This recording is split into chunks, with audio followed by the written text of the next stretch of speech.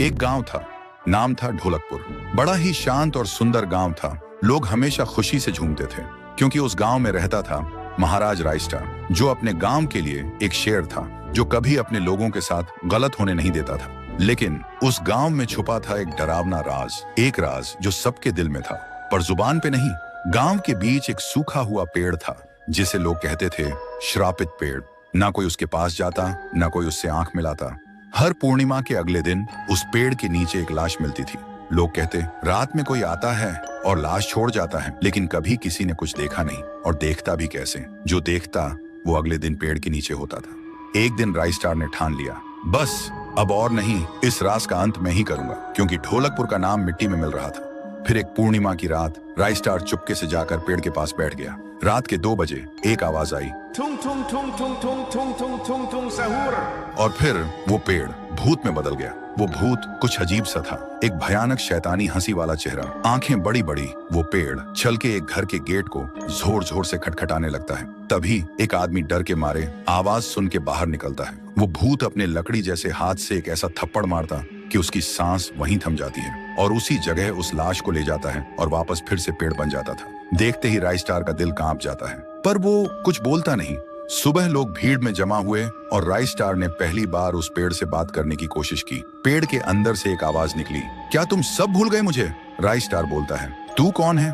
पेड़ बोलता है, मैं हूँ ठुन ठुन ठुन साहुर। एक वक्त था जब मैं भी इस गांव का एक प्यारा सा बच्चा था, लेकिन 100 साल पहले मुझे इसी पेड़ से रस्सी बांधकर उल्टा लटका दिया गया, गांव वालों की आंखों के सामने, और मेरी मौत को तमाशा बना दिया गया, सिर्फ इसलिए क्योंकि मैंने एक राज देख लिया था जो लोग छुपाना चाहते थे। और उसी पल से मेरी रूह इस पेड़ से जुड़ गई। उस दिन से मैं इंसान नहीं, एक सज्जा बन गया, और हर पूर्णिमा में एक राजदार को चुनता हूँ और फिर उसे उसकी खामोशी का हिसाब देता हूँ। रायस्टार बोलता है, लेकिन अब तो वो लोग मर चुके हैं ना, जो तेरा कसूरवार थे। अब तू मासूम लोगों को क्यों मार रहा है? पेड़ कुछ देर चुप रहता है, फिर बोलता है, ठीक है, बस एक बार मुझे याद करो, एक दिया जला दो, फिर मैं कभी किसी को नहीं मारूंगा। फिर रात में सब लोग आते हैं, एक एक दिया जलाते हैं, और तभी पेड़ अपने आप से आग पकड़ लेता है, और आखिर में मुक्ति मिलती ठुन ठुन ठुन साहुर को।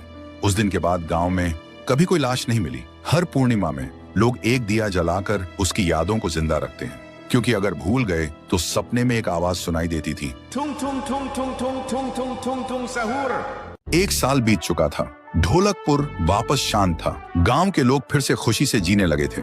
हर पूर्णिमा को लोग एक दिया जलाकर ठुन ठुन ठुन साहुर को याद करते थे। पर एक रात कुछ ऐसा हुआ जो फिर से सब कुछ बदल के रख दिया। लाशें फिर से मिलने लगी। हर 2 दिन बाद किसी न किसी के घर के सामने एक कटी हुई लाश पड़ी होती। गांव फिर से कांप उठा। एक दिन सब लोग महाराज के पास पहुंचते हैं और रो रो कर गांव की घटनाओं के बारे में बताते हैं। रात को महाराज 2 सेनापतियों से कहते हैं, जाओ और खोजो इस कांड के पीछे कौन है। लेकिन सुबह सिर्फ उनकी लाशें लौट कर आईं। एक का सिर था ही नहीं, दूसरे के पैर कट चुके थे।